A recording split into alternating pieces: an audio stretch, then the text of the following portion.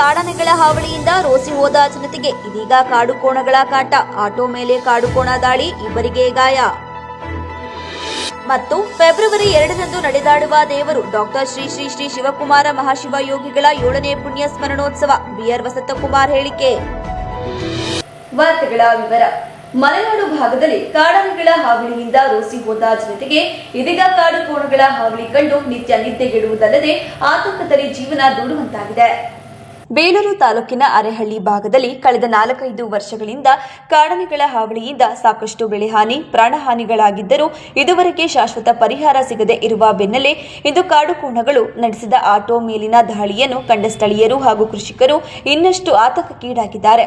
ಅರೆಹಳ್ಳಿ ಸಮೀಪವಿರುವ BRL estate ಬಳಿ ಮಲಸಾವರ ಗ್ರಾಮದಿಂದ ಅರೆಹಳ್ಳಿ ಪಟ್ಟಣಕ್ಕೆ ಬರುತ್ತಿದ್ದ ಆಟೋ ಮೇಲೆ ಕಾಡುಕೋಣವೊಂದು ಏಕಾಏಕಿ ದಾಳಿ ನಡೆಸಿ ಆಟೋವನ್ನು ರಸ್ತೆಯ ಬದಿಯ ಚರಂಡಿಗೆ ಎತ್ತಿ ಬಿಸಾಡಿದೆ.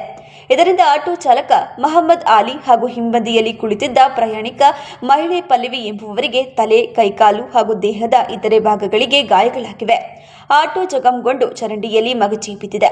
ಸ್ಥಳೀಯರು ತಕ್ಷಣ ಹತ್ತಿರದ ಸರ್ಕಾರಿ ಆಸ್ಪತ್ರೆಯಲ್ಲಿ ಪ್ರಥಮ ಚಿಕಿತ್ಸೆ ಕೊಡಿಸಿ ನಂತರ ಅರಣ್ಯ ಇಲಾಖೆಯ ಸಿಬ್ಬಂದಿ ವರ್ಗದವರು ಹೆಚ್ಚಿನ ಚಿಕಿತ್ಸೆಗಾಗಿ ಜಿಲ್ಲಾ ಆಸ್ಪತ್ರೆಗೆ ದಾಖಲಿಸಿದ್ದಾರೆ.